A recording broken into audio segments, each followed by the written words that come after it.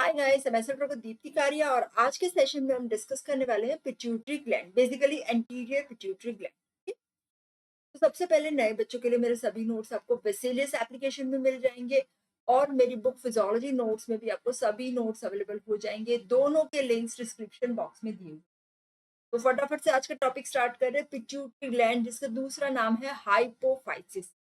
Hypophysis या pituitary gland जो कि हाइपोथैलेमस के नीचे है, और हाइपोथैलेमस और पिट्यूटरी दोनों एक यूनिट की तरह काम करते हैं। और उसका मेन काम क्या है? वेरियस एक्टिविटीज को रेगुलेट। ठीक है, लोकेशन कहाँ पे? एनाटॉमिकल लोकेशन देखे तो हाइपोफिशियल फोसा है, जो कि सेला टर्शिका ऑफ स्फिनोइड बोन, यहाँ बेस ऑफ द ब्रेन में ये सेला टर्शिका जो है, ये एनाटॉमी में ज्यादा कराएंगे, वहां पे हाइपोफिशियल फोसा में पिट्यूटरी ग्लैंड लोकेट। इसका डायमीटर है तो 1 सेंटीमीटर डायमीटर होगा और वेट होगा 0.5 to 1 ग्राम। ना अगर इसके पार्ट्स की बात करें पिट्यूटरी के, तो 3 पार्ट्स होते हैं। एक है एडिनो हाइपोफिसिस, जिसका दूसरा नाम है एंटीरियर पिट्यूटरी, जो कि फेरिंग्स का ग्रोथ है, growth of from the pharynx. दूसरा है न्यूरो हाइपोफिसिस, जिसे कहते हैं पोस्टीरियर पिट्यूटरी। और ये डाउन ग्रोथ, ये वाला जो है ना, फेरिंग्स का अप ग्रोथ है क्योंकि ऊपर जाएगा, और ये नर्वस टिश्यू का डाउन ग्रोथ है, जिसे कहते हैं न्यूरो हाइपोफिसिस। और दोनों के बीच में है इंटरमीडिएट लोब, जो कि बहुत छोटा सा होता है, ह्यूमन बीइंग में बहुत ज्यादा डेवलप नहीं होता। अभी एंटीरियर पिट्यूटरी, जैसे मैंने बताया कि वो है pharyngeal, upward growth of the pharyngeal epithelium, जो कि है एक्टोडर्मल ओरिजिन। आपको ज्यादा एम्ब्रियो में करवाएंगे एक्टोडर्मल ओरिजिन, और इसे कहते हैं रात के पाउच में से ये डिराइव्ड होता है, upward growth of pharyngeal epithelium.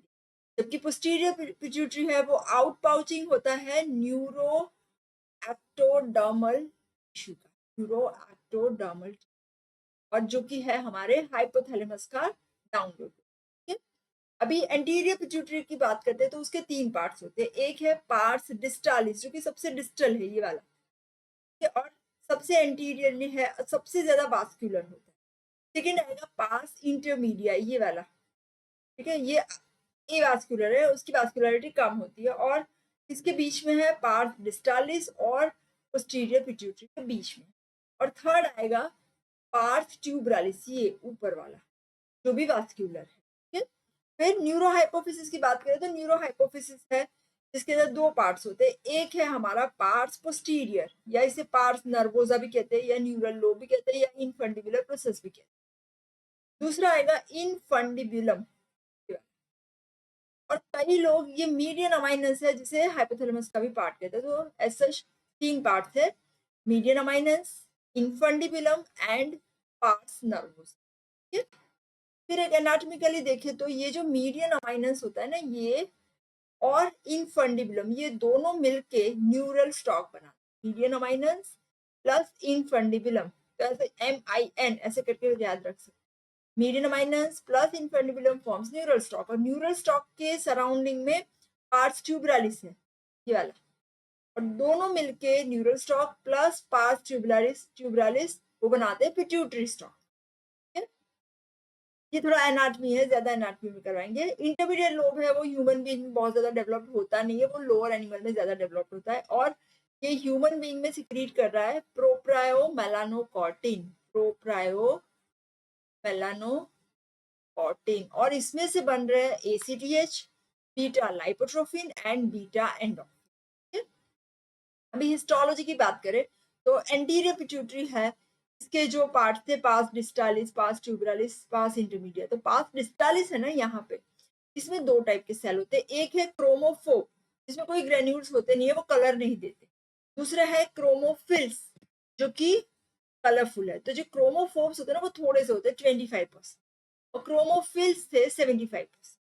और इसमें भी 2 कलर के ग्रेन्यूल्स होते हैं। एक होते हैं रेड कलर, जिसे कहते हैं एसिडोफिल्स, जो है 80%, और दूसरे है बेसोफिल्स, बहुत कम 20%। सबसे ज्यादा कौन से हुए? एसिडोफिल्स हुए ना, ये 75 है, इसमें से भी 80%। तो यहाँ पे तो एसिडोफिल्स, क्यों इसे एसिडोफिल्स कहते हैं? क्योंकि वो रेड कलर देते हैं, एसिडिक डाई से स्टेन होते हैं। और उसके टाइप्स 2 टाइप्स है, सोमेटोट्रॉप्स एंड मेमोट्रॉप्स। सोमेटोट्रॉप्स मींस वो ग्रोथ हार्मोन सिक्रीट करते हैं, मेमोट्रॉप्स मींस सिक्रीट कर रहे हैं प्रोलैक्टिन। हम सबको पता है पिट्यूटरी के हार्मोन्स हमने कल के सेशन में भी किए थे, अगर किसी ने नहीं देखा है तो वो देख लेना। फिर बेसोफिल से वो बेसिक डाइसिस्टेन होते हैं, इसमें है हमारे कॉर्टिकोट्रॉप्स जो सिक्रीट कर रहे हैं ACTH एड्रीनो कॉर्टिकोट्रॉपिक, थायरोट्रॉप्स जो सिक्रीट कर रहे हैं TSH एंड गोनाडोट्रॉप्स जो सिक्रीट कर रहे हैं FSH एंड LH। दूसरा पार्ट है न्यूरो हाइपोफाइसिस, थोड़ा आगे चला गया। तो न्यूरो हाइपोफाइसिस जो होता है ना वो नर्व फाइबर से बना है, ठीक है। तो ये जो फाइबर्स है ना वो एक्सॉन्स होते हैं हमारे हाइपोथैलेमस के, दो न्यूक्लियाई, वेरी इंपॉर्टेंट नाम याद रखना है, सुप्रा optic nucleus of hypothalamus and पेरा वेंट्रिकुलर न्यूक्लियस। ये दो न्यूक्लियाई है, इसके एक्सॉन्स होते हैं अनमाइलिनेटेड फाइबर्स जो हमारे पोस्टीरियर पिट्यूटरी को बनाते हैं। यहाँ पे सुप्रा ऑप्टिक में से कौन सा हार्मोन सिक्रीट हो रहा है? वासोप्रेसिन, इसी याद रखना। तो यहाँ पे ऐसे, यहाँ पे ऐसे, जिसका दूसरा नाम है ADH और ADH। और पैरावेंट्रिकुलर में से सिक्रीट हो रहा है ऑक्सीटोसिन, OP मैंने याद रखने का ट्रिक भी बताया था, ऑक्सीटोसिन। O के बाद P आता है ना अल्फाबेट्स में, तो यहाँ पे याद रख सकते। फिर पिट्यूसाइड्स में बीच में सेल्स होते हैं, सपोर्टिंग सेल्स होते हैं, जिसके अंदर लॉन्ग लॉन्ग डेंड्राइटिक प्रोसेसेस भी होती है और सपोर्टिव सेल्स। अभी ब्लड सप्लाई की बात करें तो जो एंटीरियर पिट्यूटरी होती है ना वो ज्यादा वास्कुलर है।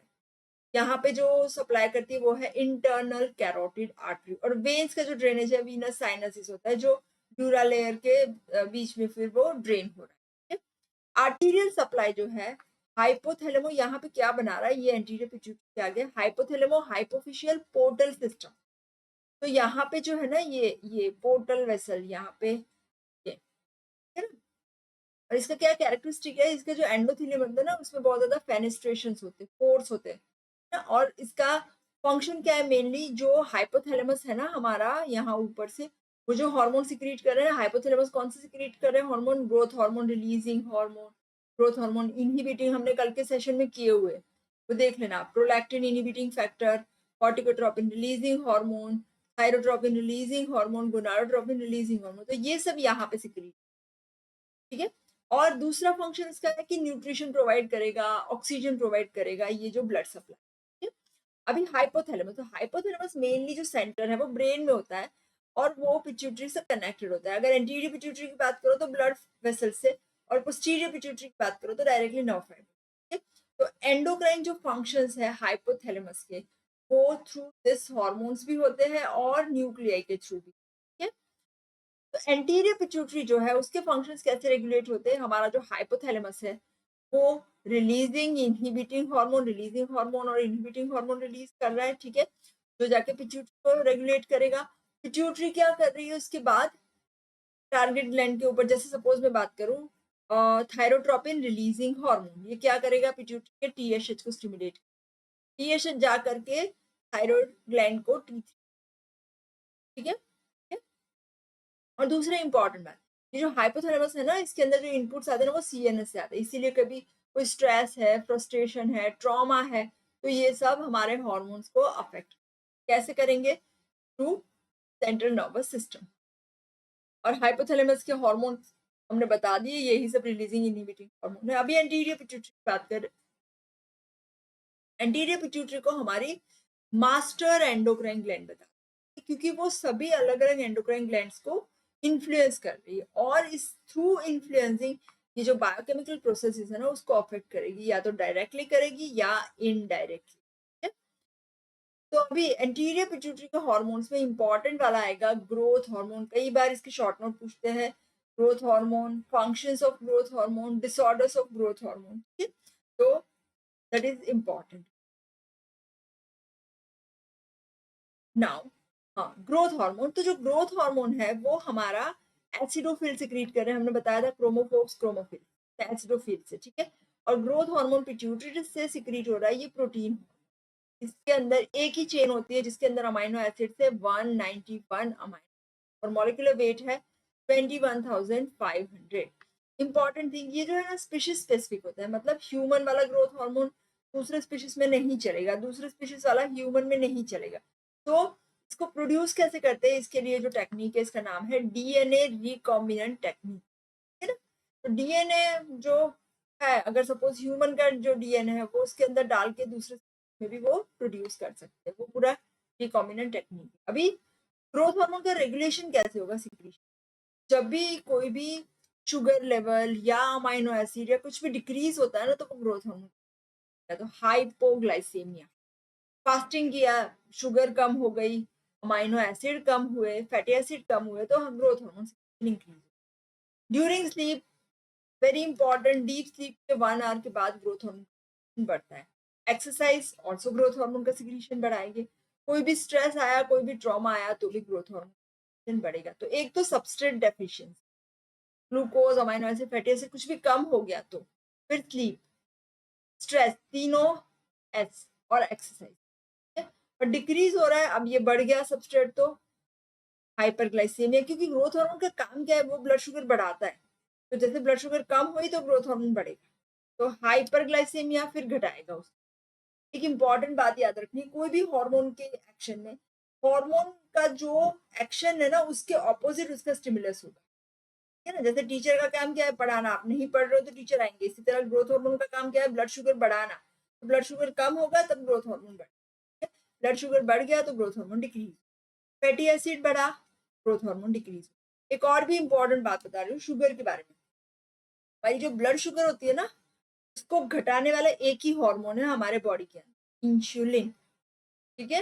बाकी सभी हार्मोन शुगर को बढ़ाते हैं। कौन से? ग्रोथ हार्मोन बढ़ाएगा, टीएसएच बढ़ाएगा, फिर ग्लूकोकॉर्टिकॉइड्स बढ़ाएगा, ठीक है ना। सभी हार्मोन शुगर को बढ़ाते हैं और सभी हार्मोन डायबिटीज जैसी कंडीशन प्रोड्यूस करते हैं। फिर ग्रोथ हार्मोन खुद उसके सिक्रीशन को इनिबिट कर रहा है, प्रेगनेंसी में भी थोड़ा इनिबिट होगा क्योंकि शुगर बढ़ रहा है, ओबेसिटी में भी इनिबिट होगा, और ग्रोथ हार्मोन इनहिबिटिंग हार्मोन जिसका नाम है सोमेटोस्टेटिन, ठीक है। तो देखो हाइपरग्लाइसेमिया, एक तो सबस्ट्रेट बढ़ गया, फिर ग्रोथ हार्मोन, फिर प्रेगनेंसी, ओबेसिटी और somatostatin, that is growth hormone inhibiting. अभी ग्रोथ हार्मोन रिलीजिंग और इनहिबिटिंग हार्मोन्स क्या होते हैं, तो ये हमारा हाइपोथैलेमस है ना, ये वाला ग्रोथ हार्मोन रिलीजिंग हार्मोन है ना, वो 44 अमाइनो एसिड के पेप्टाइड है और वो ग्रोथ हार्मोन के सिक्रीशन को इंक्रीज कर रहे हैं। और कौन से फैक्टर से जो जीएचआरएच को इंक्रीज कर रहे हैं, तो ब्लड शुगर कम हो गया, hypoglycaemia, emotions, stress, decrease amino acid, then sleep, deep sleep में, ठीक है ना। हाँ, फिर ग्रोथ हार्मोन इनहिबिटिंग हार्मोन, तो ये भी पेप्टाइड है 14 अमाइनो एसिड का, पर वो ग्रोथ हार्मोन का सिक्रीशन घटाएगा, ठीक है? और कब ये बढ़ेगा, जब ब्लड शुगर बढ़ गया, इंक्रीज ब्लड शुगर और इंक्रीज प्लाज्मा फैटी एसिड। फिर अभी plasma level and variation in growth hormone, हमारा जो ब्लड का प्लाज्मा का लेवल है ग्रोथ हार्मोन, वो एडल्ट में होता है यहाँ पे 1.5 to 3 नैनोग्राम पर एम, चिल्ड्रन में ये डबल हो जाएगा 6 नैनोग्राम पर एम एल, वैल्यू याद रखनी। और इसका रिलीज है ना वो कंटिन्यूस नहीं होगा, पल्स टाइप। ये जो पल्सिस होती है ना 10 to 20 पल्सिस पर डे आएगी, और ये रेगुलेट कौन करेगा, हमारा जीएचआरएच या जीएचआईएच। डायगोनल वेरिएशन देखो तो नॉक्चुरनल पीक आती है यहाँ पे मिडनाइट में, अगर एक्सरसाइज किया तो भी पीक आ गई यहाँ पे ना, आफ्टर डीप स्लीप, तो डीप स्लीप का आएगा उसके 1 आवर के बाद। और ये जो पल्सिस है ना ये चिल्ड्रन में ज्यादा होती है एडल्ट से, एज के साथ ग्रोथ हार्मोन का वेरिएशन सबसे ज्यादा चिल्ड्रन में होगा क्योंकि वो ग्रोइंग एज में, प्यूबर्टी में वो पीक पे जाएगा और सनाइल में वो डिक्रीज। सर्कुलेशन, तो ये बाइंड होता है हमारे प्लाज्मा प्रोटीन के, और बाउंड फॉर्म में एक मॉलिक्यूल जो प्लाज्मा प्रोटीन का है ना वो 2 मॉलिक्यूल ग्रोथ हार्मोन के साथ बाइंड करेगा और उसका मेटाबॉलिज्म होगा लीवर। ग्रोथ हार्मोन के एक्शंस के बारे में बात करें, बहुत बार पूछते हैं, तो सबसे पहला नाम है, नाम के हिसाब से वो ग्रोथ करेगा, और एक उसकी ग्रोथ के ऊपर एक्शन है तो हमारे बोन्स के ऊपर एक्शन, मेटाबॉलिज्म के ऊपर। तो ये क्या करेगा, बोन्स के जो सेल है उसका डिफ्रेंशिएशन करेगा और डेवलपमेंट। सबसे पहला है कि वो प्रोटीन सिंथेसिस बढ़ाएगा और प्रोटीन का डिपोजिशन भी करेगा, किसके अंदर, कॉन्ड्रोसाइट्स जो कार्टिलेज बनाते हैं, एंड बोन फॉर्मिंग सेल जिसे कहते हैं ऑस्टियोजेनिक सेल। तो पहला एक्शन सिंथेसिस एंड डिपोजिशन। दूसरा एक्शन है कि कॉन्ड्रोसाइट का मल्टीप्लिकेशन, माइटोसिस करेगा, और ऑस्टियोजेनिक सेल का भी मल्टीप्लिकेशन। थर्ड, अभी ये कार्टिलेज में से बोन बनाएगा, तो जो कार्टिलेज फॉर्मिंग सेल्स है ना कॉन्ड्रोसाइट्स, उसको ऑस्टियोजेनिक सेल में कर, और फोर्थ इसके अंदर मिनरल भी ऐड करेगा तो मिनरलाइजेशन। तो सबसे पहले याद कर रहे थे प्रोटीन सिंथेसिस, डिपोजिशन, माइटोसिस, फिर कन्वर्जन एंड मिनरलाइजेशन। इसका एक्शन कैसे, इसके लिए सोमेटोमिडीन होते हैं, ये याद रखना है, सोमेटोस्टेटिन नहीं है, सोमेटोस्टेटिन है हमारा ग्रोथ हार्मोन इनहिबिटिंग, सोमेटोस्टेटिन कहते हैं, ये सोमेटोमिडीन है, वो ग्रोथ हार्मोन के एक्शन के लिए चाहिए, जिसका दूसरा नाम है इंसुलिन लाइक ग्रोथ फैक्टर, जो सिंथेसाइज होते हैं हमारे लीवर में से मेनली। मॉलिक्यूलर वेट इसका अगर याद रहे तो चलेगा, नहीं तो ड्यूरेशन ऑफ एक्शन है 20 मिनट्स, ग्रोथ हार्मोन का होता है, ये जो है ना सोमेटोमिडीन इसका 20 आवर्स होता है। और ग्रोथ हार्मोन के रिसेप्टर्स होते हैं, ये जो होते हैं हमारे टारगेट सेल्स के मेम्ब्रेन के, और इसका फंक्शन क्या है, सिक्रीशन ऑफ सोमेटोमिडीन इंक्रीज और ग्रोथ भी इंक्रीज। तो ये हो गई पहली action, action on the growth bones के ऊपर, मेटाबॉलिज्म के। देखो ग्रोथ हार्मोन का काम क्या है कि ग्रोथ करना है, ठीक है। तो पहले क्या करेगा, वो अमाइनो एसिड सबको अंदर ले जाएगा सेल के अंदर, सेल के अंदर प्रोटीन बनाएगा, तो प्रोटीन से, प्रोटीन का डिस्ट्रक्शन तो होने ही नहीं देगा, और प्रोटीन का एनाबॉलिज्म करेगा। Formation, anabolism means synthesis, metabolism means destruction, तो डिस्ट्रक्शन घटाएगा, सिंथेसिस बढ़ाएगा।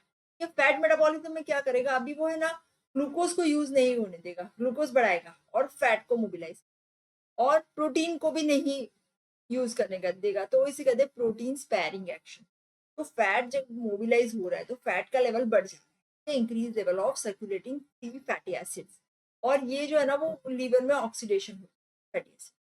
फिर कार्बोहाइड्रेट मेटाबॉलिज्म की बात करें तो कार्बोहाइड्रेट मेटाबॉलिज्म में क्या होता है, ब्लड शुगर बढ़ा रहा है, ब्लड शुगर इजी याद रखना है, तो इंसुलिन के सिवा कोई भी हार्मोन है वो शुगर बढ़ाएगा।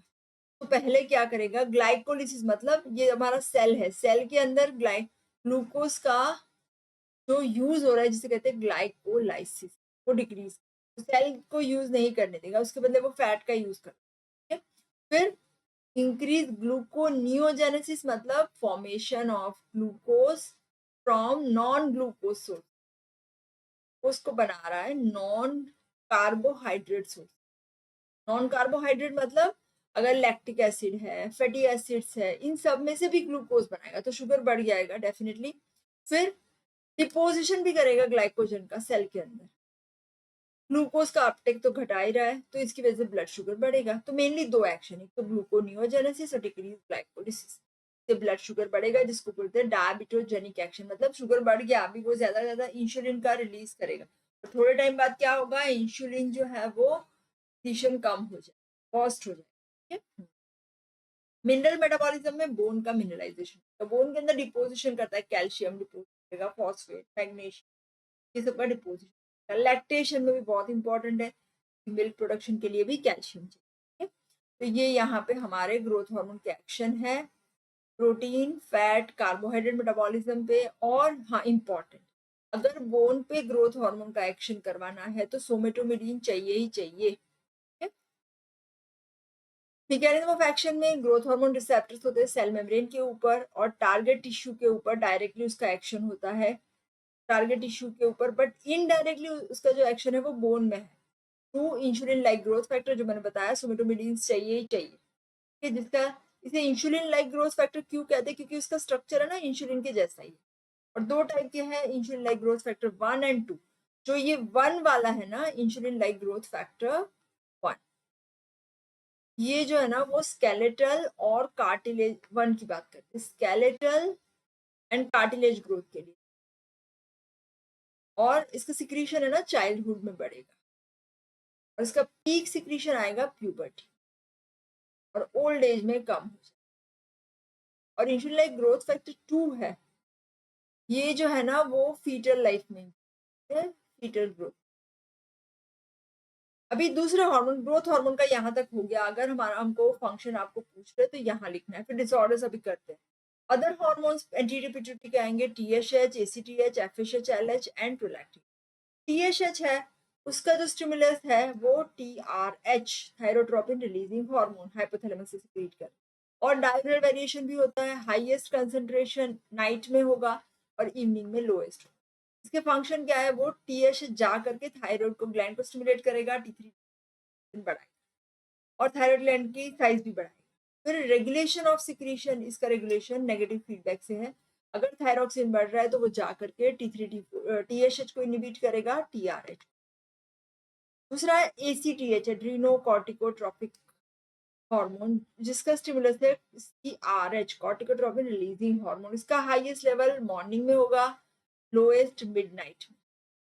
और ये जो लेवल है ना, फिर शिफ्ट वर्कर्स में चेंज हो जाता है। कोई भी सर्केडियन रिदम बताओ ना, सर्केडियन रिदम मतलब पूरे दिन में एक बार पीक आएगा, एक बार फॉल आएगा, और ये जो नाइट जॉब काम करते हैं उनमें चेंज हो जाएगा। और हाइपोग्लाइसीमिया से भी एसीटीएच बढ़ता है, क्योंकि जो हमारा ग्लूकोकॉर्टिकॉइड्स है ना, वो भी ब्लड शुगर बढ़ाएगा। तो ब्लड शुगर कम हुआ तो ये इंक्रीज।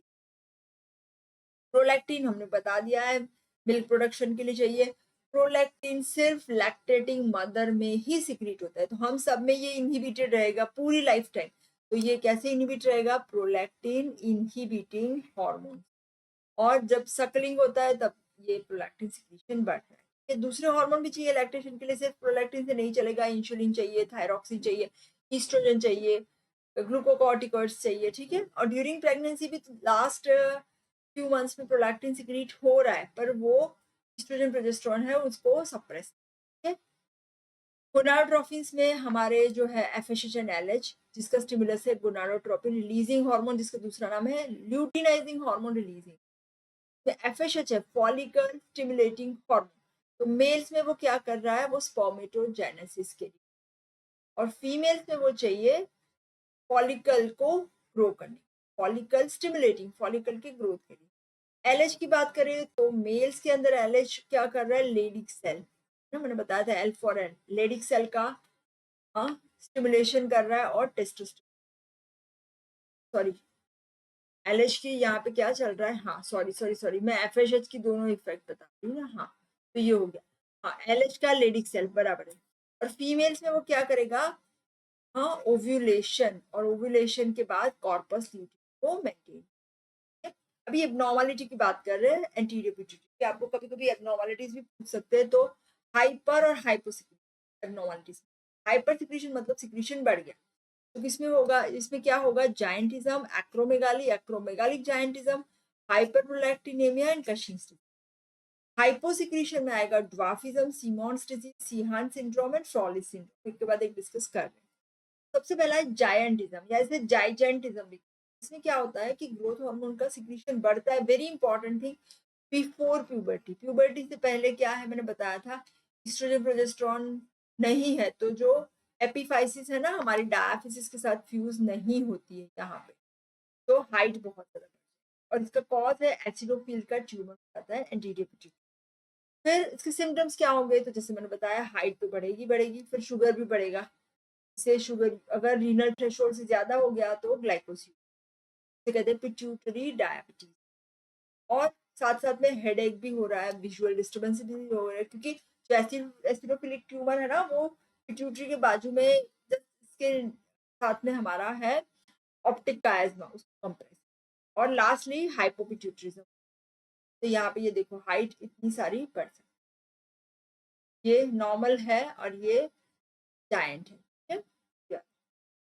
एक्रोमेगाली में है hyper secretion of growth hormone after puberty. देखो अभी प्यूबर्टी हो गई, तो अभी फ्यूजन हो गया है, तो अभी क्या होगा, जो फेशियल बोन्स है, मेम्ब्रेनस बोन्स है, उसका एनलार्जमेंट। तो फेशियल फीचर्स में यहाँ पे देखो प्रोमिनेंट सुप्रा ऑर्बिटल रिच होगी, लॉन्ग ब्रॉड नोज रहेगा, फिर प्रोग्नेथिज्म, लोअर जो है वो प्रोट्रूड हो जाएगा, ठीक है। फिर इसके साथ में एक्रोमेगाली मतलब एक्रल बोन्स, हाथ और पैर के बोन्स, हैंड्स फीट बहुत एनलार्ज होगा, उसकी शूज की साइज बहुत बढ़ जाएगी। काइफोसिस, क्योंकि ये वर्टिब्री बढ़ रही है तो ऐसे हम्प निकल आएगा। फिसरास बढ़ रहे हैं, एनलार्जमेंट ऑफ फिसरास, लीवर स्प्लीन बहुत ज्यादा बड़े हो जाएंगे, और ब्लड शुगर लेवल भी बढ़ेगा साथ में। यहाँ पे ये देखो ये वाला, ये पहले का है ट्यूमर के पहले का, और ये पीछे बाद में, इसका भी कॉज है एसिडोफिलिक ट्यूमर हो गया आफ्टर प्यूबर्टी हो। फिर सेकेंड थर्ड वाला है एक्रोमेगालिक जाइजेंटिज्म। इसमें क्या होता है, ये ट्यूमर होता तो है, पर कब होता है, प्यूबर्टी से पहले स्टार्ट हुआ, प्यूबर्टी के बाद भी कंटिन्यू रहेगा। तो दोनों के सिम्टम्स आएंगे ना, एक्रोमेगाली भी होगा, जायंटिज्म। फिर कशिंग्स डिजीज, इसमें क्या होता है, बेसोफिल जो है ना हमारे सिक्रीट कर रहा है एसीटीएच, तो एसीटीएच सिक्रीशन बढ़ जाएगा, उसका एडिनोमा, बिनाइन ट्यूमर जिसे एडिनोमा कहते हैं। तो एसिडो, ये एसिडोफिलिक का होगा तो ग्रोथ हार्मोन बढ़ेगा, बेसोफिल्स का होगा तो कशिंग्स डिजीज, और इसमें सिक्रीशन एसीटीएच का बढ़ेगा। कभी कभी ये कशिंग्स डिजीज में एसीटीएच नॉर्मल होता है, पर अगर ये एड्रीनल ग्लैंड से सिक्रीशन बढ़ रहा है तो इसे कहते हैं कशिंग सिंड्रोम, ठीक है। फिर हाइपो एक्टिविटी है ड्वार्फिज्म, स्टंटेड ग्रोथ, छोटी सी हाइट होगी। इसमें कॉजेस क्या हो सकते हैं, या तो ग्रोथ हार्मोन रिलीजिंग हार्मोन नहीं होगा, या सोमेटोमेडिन सी जो हमारा इंसुलिन लाइक ग्रोथ फैक्टर है वो डेफिशिएंट होगा, ग्रोथ हार्मोन ही डेफिशिएंट होगा, या क्रोमोफोब जो हमारे दूसरे सेल्स है ना 25% वाले, उसका ट्यूमर हो गया तो वो क्रोमोफिल को सप्रेस कर देंगे। और दूसरे कॉज में सभी हार्मोन का सिक्रीशन घटेगा, पैन हाइपोपिट्यूटरी। तो क्लिनिकल फीचर्स में आएगा स्केलेटल ग्रोथ छोटा सा, पर इंपॉर्टेंट बात है यहाँ पे प्रोपोर्शनेट डिक्रीज इन ग्रोथ, सब कुछ डिक्रीज होगा है, क्योंकि ग्रोथ हार्मोन डिक्रीज हो रहा है तो विसरा भी छोटे होंगे, हाइट भी कम होगी, तो पूरा स्केलेटल भी डिक्रीज होगा ग्रोथ का। मेंटल रिटार्डेशन नहीं होगा यहाँ पे इम्पॉर्टेंट, क्योंकि जो न्यूरोनल डेवलपमेंट के लिए टीएसएच और थायराइड हार्मोन ये हमारे क्रिटिनिज्म में होता है मेंटल, तो ये इसे डिफरेंशिएट करेंगे हम क्रिटिनिज्म। रिप्रोडक्टिव फंक्शंस भी नॉर्मल होते हैं। दूसरा है लॉरेन ड्वार्फिज्म, जेनेटिक डिसऑर्डर है, ग्रोथ हार्मोन के रिसेप्टर एबनॉर्मल हो जाते हैं तो इसकी इनसेंसिटिविटी होती है। फिर अफ्रीकन पिग्मीज है, उसमें ग्रोथ हार्मोन नॉर्मल है, पर सोमेटोमेडिन सी इंसुलिन लाइक ग्रोथ फैक्टर नहीं, ग्रोथ हार्मोन कभी कभी ज्यादा भी हो जाता है क्योंकि वो काम नहीं कर रहा है, ठीक है ना। तो फिर साइकोलॉजिकल ड्वार्फिज्म, कभी कभी जो चाइल्ड है ना उसको साइकोलॉजिकल डिस्टर्बेंस होता है तो भी स्टंटेड ग्रोथ है। फिर फ्रोहलिस सिंड्रोम, इसमें क्या होता है, पिट्यूटरी के सभी हार्मोन्स का सिक्रीशन कम होगा, ग्रोथ हार्मोन गया, एफएसएच, एलएच, तो इसमें ग्रोथ तो रिटार्डेड होगा पर सेक्सुअल डेवलपमेंट भी नहीं होगा, ओबेसिटी भी होगी, फिर स्टरिलिटी भी होगी, स्पर्म प्रोडक्शन, क्योंकि एफएसएच एलएच भी नहीं है, और इसका कॉज भी अननोन। इसके बाद एक और है जिसका नाम है एक्रोमाइक्रिया। एक्रोमाइक्रिया में ग्रोथ हार्मोन की डेफिशिएंसी है एडल्ट में, जो एक्रोमेगाली था यहाँ पे एक्रोमाइक्रिया, तो इसका भी कॉज है growth hormone releasing hormone deficiency हो, सोमेटोमेडिन सी की डेफिशिएंसी हो, या ग्रोथ हार्मोन की डेफिशिएंसी, और ट्यूमर ऑफ क्रोमोफोब्स हो गया, या पान हाइपोपिट्यूटरी। इसमें क्या होगा, एक्रोमाइग्रिया मतलब एक्रल बोन, जो हाथ और पैर के बोन ना छोटे हो जाएंगे।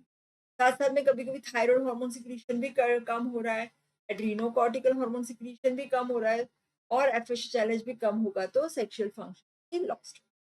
फिर hyposecretion of anterior pituitary hormone है ना, सभी पिट्यूटरी हार्मोन का सिक्रीशन कम हो गया, तो इसका कॉज है एक तो हाइपोथैलेमस या पिट्यूटरी का ट्यूमर, या ट्रॉमा हो गया, या आजू बाजू का कोई ट्यूमर है वो पिट्यूटरी को सप्रेस कर रहा है, या कोई इन्फेक्शन है, या इश्केमिया हो गया, डिक्रीज ब्लड फ्लो, या रेडिएशन हो गया, आयोनाइजिंग रेडिएशन जो पिट्यूटरी के हार्मोन पर घटा है। फिर दूसरे दो कॉजेज है, एक तो इश्केमिक नेक्रोसिस का कॉज है सीमॉन्स डिजीज। सीमॉन्स डिजीज में क्या हो रहा है कि ब्लड प्रेशर बहुत घट जाएगा, सिस्टेमिक ब्लड प्रेशर, इससे क्या होगा कि इश्केमिया होगा, और इश्केमिया हुआ तो नेक्रोसिस, और नेक्रोसिस हुआ तो सभी हार्मोन का सिक्रीशन कम होगा, इसे कहते हैं सीमॉन्स डिजीज। और दूसरा है सीहान सिंड्रोम, यहाँ पे भी इश्केमिया ही हो रहा है, पर ये सीहान सिंड्रोम में आफ्टर चाइल्ड बर्थ जब बहुत ज्यादा हेमरेज होता है ना, तो इससे क्या होगा, इश्केमिया और नेक्रोसिस। तो ये हो गया हमारे एंटीरियर पिट्यूटरी और उसके डिसऑर्डर। चलो फटाफट से एमसीक्यू कर लेते हैं। पहला है in neuro hypophysis secretory granules accumulated in, देखो न्यूरो हाइपोफिसिस क्या था, यहाँ पे ये देखो हमारा हाइपोथैलेमस था, यहाँ से ये न्यूरो हाइपो, और ये हमारा इंटीरियर पिट्यूटरी, यहाँ से जो है ना एक्सॉन के ऐसे 9 एंडिंग्स आते थे ना, तो यहाँ पे आएगा, और जो भी हार्मोन सिक्रीट हो रहा है ना हाइपोथैलेमस में वो जाएगा 9 एंडिंग्स, ये 9 endings secretory granules. Second one, maximum number of hormone secreting cells in anterior pituitary, देखो ये हमने किया था, देखो ये दो टाइप के सेल है, क्रोमोफोब एंड क्रोमोफिल। क्रोमोफोब है ना जो, वो है 75% और ये 25, सॉरी क्रोमोफिल है 75, क्रोमोफोब 25। इसमें फिल में दो हो गए, एसिडोफिल्स बेसोफिल्स। एसिडोफिल्स में 80%, बेसोफिल 20%। तो कौन से ज्यादा हुए? Acidophils. Growth hormone secretion is increased by glucocorticoids.